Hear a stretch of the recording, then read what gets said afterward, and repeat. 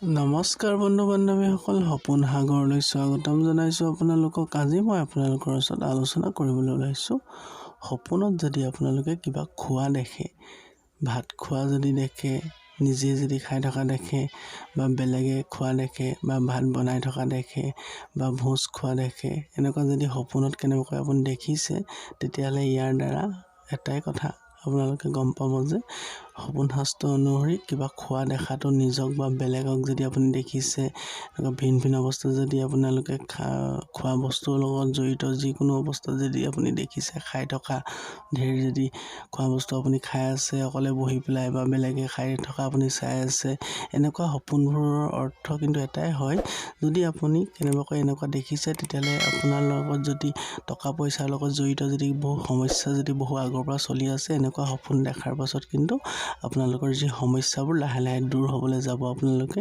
হয়তো টকা পইচাৰ লগত জড়িত কিবা ভাল খবৰ আপোনালোকে পাব পাৰে, বা ব্যৱসায় লাভ হ'ব পাৰে।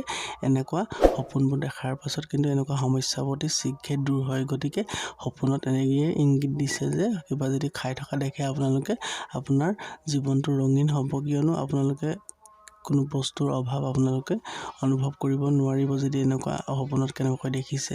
গতিকে সপোনত খোৱা বস্তু দেখাটো বা খাই থকা দেখাটো এটা ভাল সপোন বুলি গণ্য কৰা হয়।